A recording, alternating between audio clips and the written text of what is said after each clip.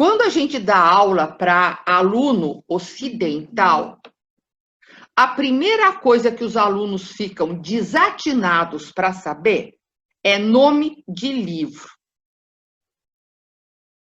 No Ayurveda, até que isso é bem fácil. Agora, quando a gente vai para o lado do yoga, quando a gente vai para o lado do Vedanta, a coisa complica muito. Então, bibliografia. O livro mais antigo que existe do Ayurveda, né, é o Agnivesha Tantra.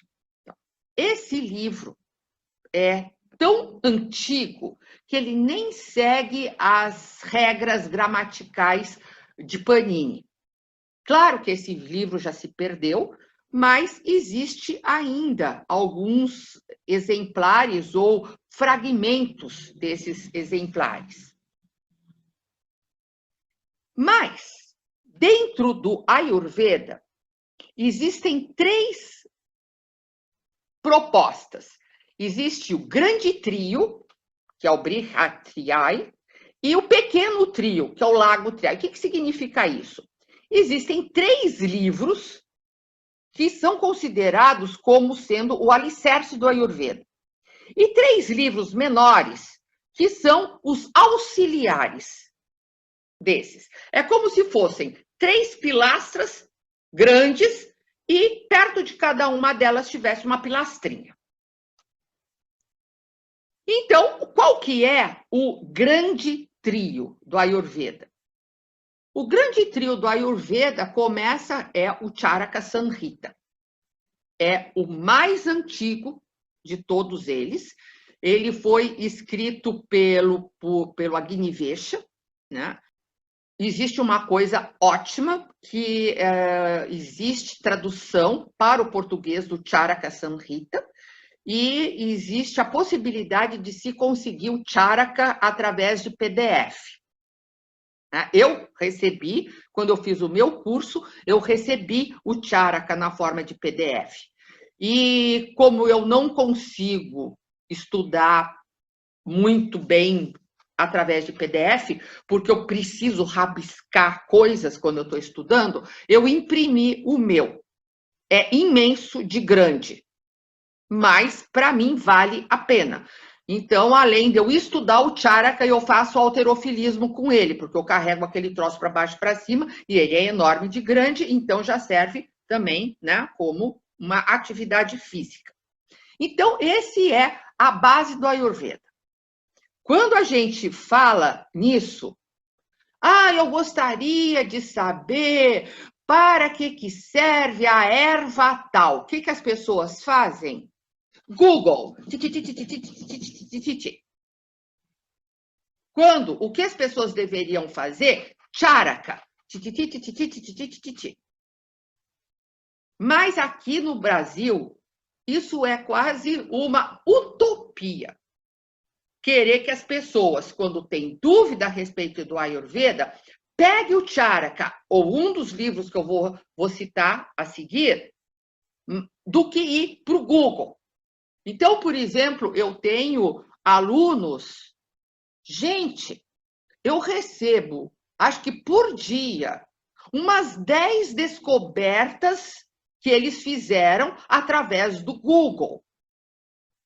E a grande maioria delas é muito ruim. É o tipo da informação que não vai agregar, que vai atrapalhar. Tem coisas boas no Google? Tem. Eu pesquiso muito no Google, mas se vocês não souberem como pesquisar, vocês vão perder um tempo enorme para pegar um monte de informação que, de fato, vai ser desinformação. Porque o correto, se a gente está falando em Ayurveda, é perder o medo de encarar esses livros e ir atrás. Depois tem o Sushruta, né? E aqui Eu vou dar uma peinha de sânscrito só para vocês entenderem isso. Isso daqui é a forma como a gente consegue escrever no computador. Essa daqui é a forma correta de se escrever. E isso faz toda a diferença do mundo quando se trata desses textos envolvendo o sânscrito. Então, o Sushruta é 200 anos mais jovem do que o Charaka. E o Sushruta, ele tem uma...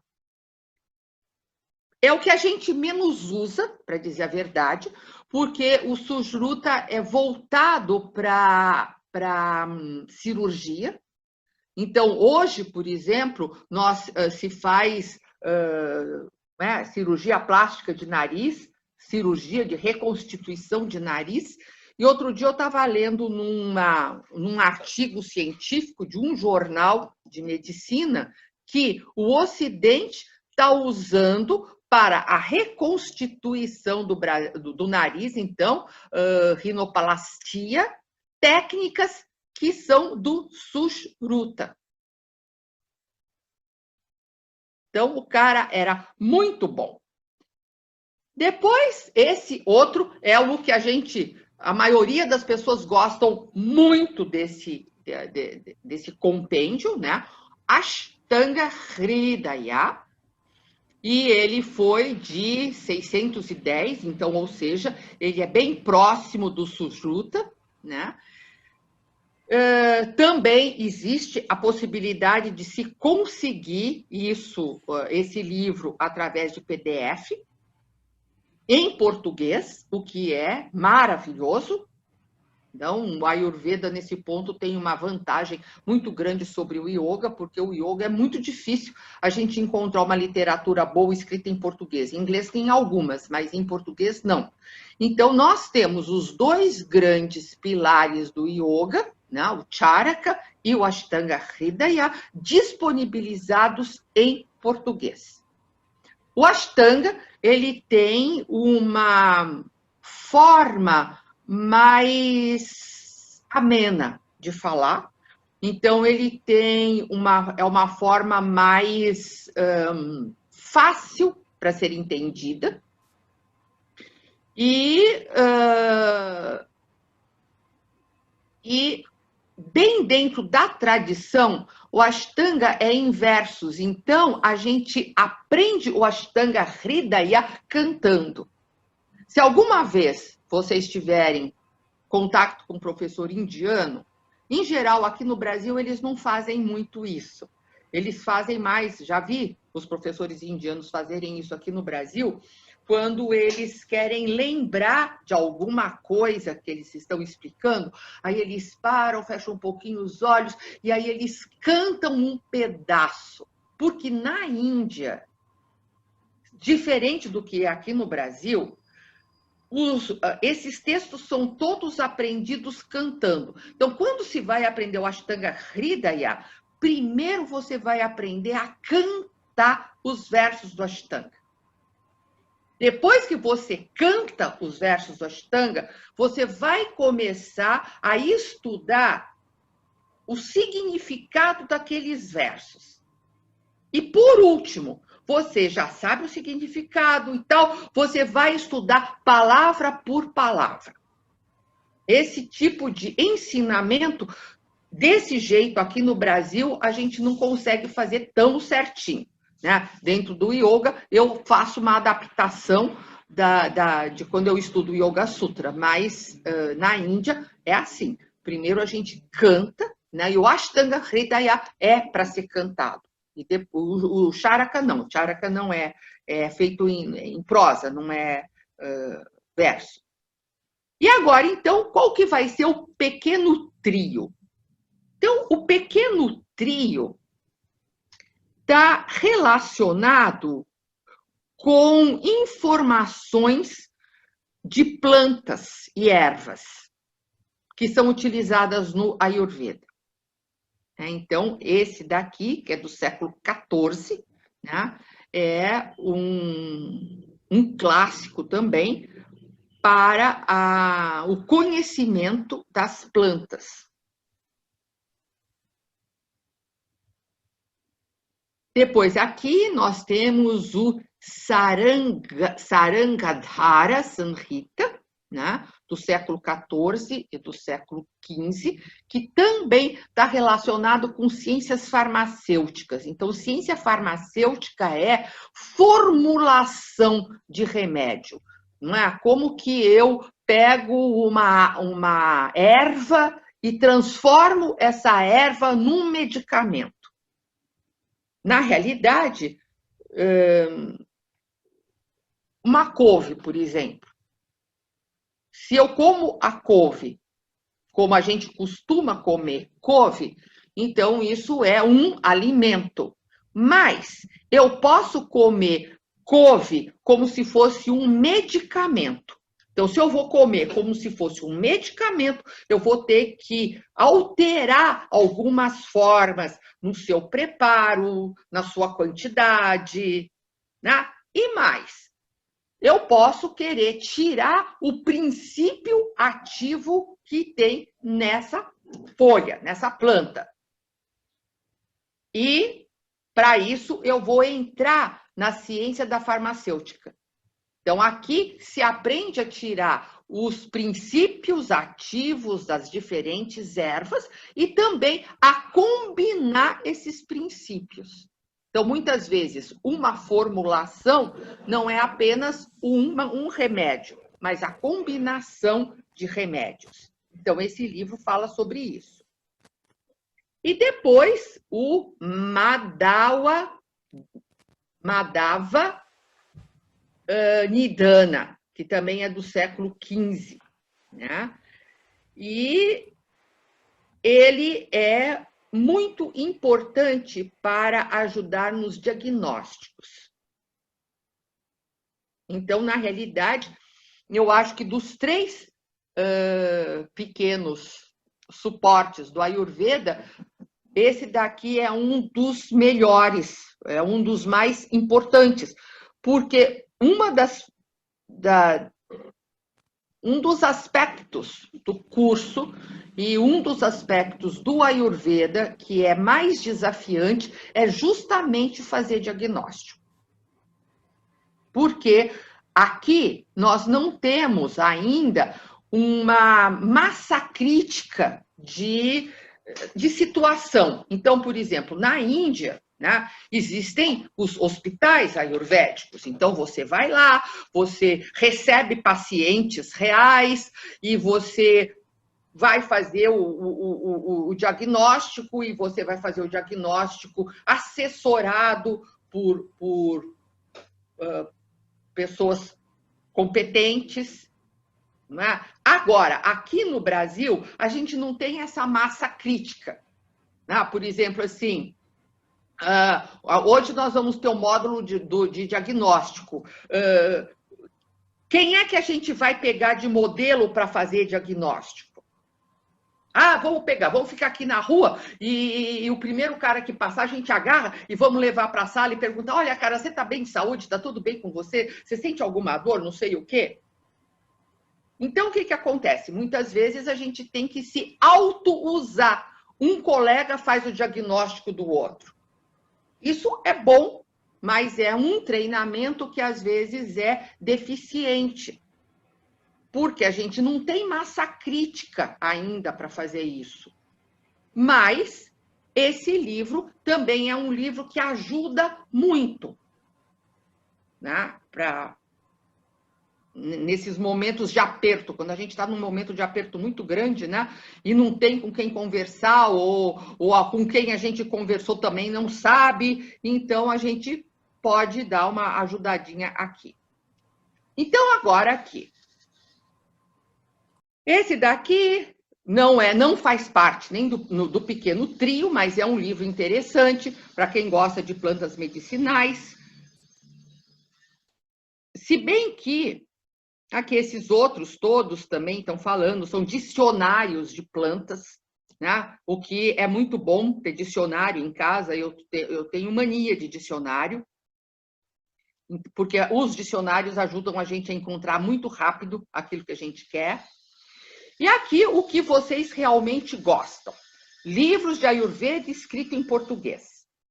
né? O Vasanthilat foi um dos primeiros livros de Ayurveda traduzidos para o português, né? O Vasanthilat é indiano e ele é um grande professor, é uma pessoa extremamente respeitada, né? Mas esse livro é um livro que ele não foi voltado para terapeutas. Na realidade, esse livro do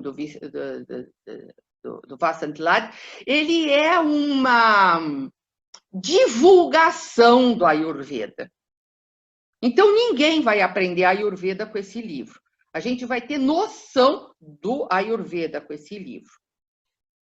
A mesma coisa acontece com esse daqui, né? É uma forma de ensinar Ayurveda para leigos. Então, eu sou dona de casa, eu gosto muito de cuidar da minha família, então eu quero melhorar a saúde da minha família, então aí eu pego esses livros aqui e aí eu vou ter uma noção que, dependendo do aspecto de como eu interpretar isso daqui, vai mais atrapalhar do que ajudar, mas enfim, são 2 livros de divulgação do Ayurveda. Ninguém vai aprender Ayurveda com esses livros. E uma visão ayurvédica da mente, né, do David Frawley. É claro que eu tenho todos esses livros aqui e eu tenho assim bastante dificuldade para gostar do David Frawley. Quer dizer, acho que se eu conhecesse a pessoa dele, talvez eu gostasse muito dele. Mas eu não gosto desse livro aqui. Para mim, ele faz uma mixórdia com uma série de coisas e dá algumas ideias que, para mim, são bem equivocadas. E, sinceramente, eu cito, porque ele está, e todo mundo me pergunta dele, mas é um livro que eu não recomendo, não. Depois, aqui, né, a Tradição do Ayurveda, que é um livro do Dr. Aderson, ele também é uma divulgação do Ayurveda. Porque, gente, ninguém vai aprender Ayurveda por esse tipo de livro. Eles trazem alguns conceitos, os conceitos estão certos, às vezes é bom para a gente, se a gente ficou com alguma coisa na aula e não conseguiu entender direito, então, como um suporte. Mas a gente não pode se enganar achando que é por aqui que a gente vai aprender Ayurveda. Depois aqui, né, o doutor Danilo já também escreveu um livro nessa linha de divulgação do Ayurveda. Como ele é trabalha com fitoterapia, ele foi para esse lado do Ayurveda, que é um lado fascinante, então ele tem, os livros dele falam muito de plantas medicinais e são muito bons nesse sentido. Aqui, Em Busca da Cura, né, é o passo a passo da vida de uma pessoa que estava doente e conseguiu, né, a Laura Pires, e conseguiu se curar através do Ayurveda. Então, é um depoimento.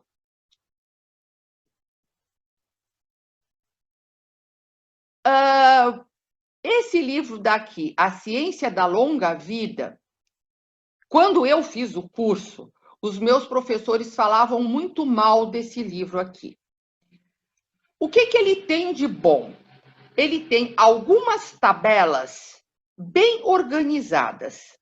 Então, às vezes, quando a gente olha uma tabela bem organizada, isso ajuda muito a organizar o pensamento, a organizar o conhecimento. Então, para mim, a melhor coisa que tem desse livro daqui são as tabelas organizadas. né? E aqui, medicina ayurvédica para a mulher, né? Também é um livro interessante, tem muitas dicas, tem muitas informações interessantes, mas ninguém vai aprender de fato através desse livro. Quer aprender a Ayurveda? Pega o Charaka e o Ashtanga. Aqui também a Laura Pires, né? O Sabor da Harmonia, é bem interessante para quando vocês forem estudar a Hara, que são os alimentos. Então, isso daqui é bem interessante. Ela dá umas dicas e tem umas receitas. Então, é bom.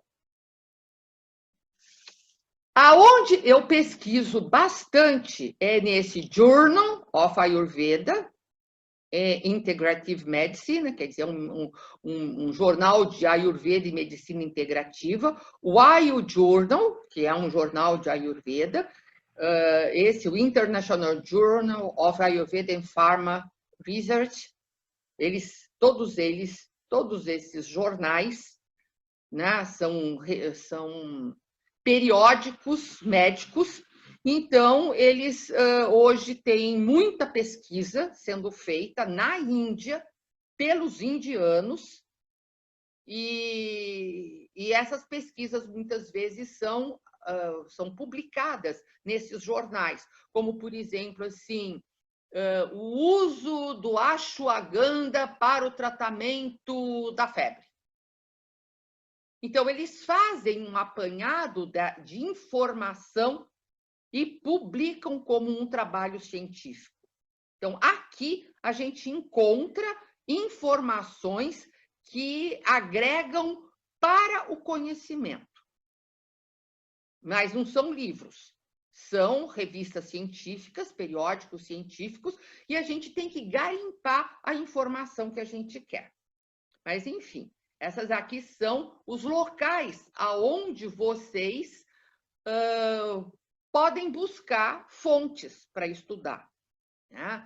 Em inglês, claro, que tem o Ashtanga, tem a interpretação do Charaka Samhita, né? Então, essa interpretação do Charaka é muito importante, mas ela não tem em português, ela só tem em inglês, porque muitas vezes, quando a gente lê o Charaka, a linguagem é um pouquinho difícil para a gente entender.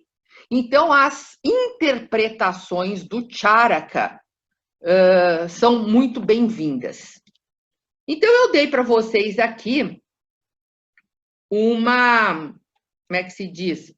Um conjunto de locais onde vocês podem buscar informação. Mais direcionada do que simplesmente botar a palavra que vocês querem no Google e ir atrás. Que muitas vezes vocês podem chegar em locais que vão dar para vocês uma visão muito errada a respeito daquilo que vocês estão pesquisando.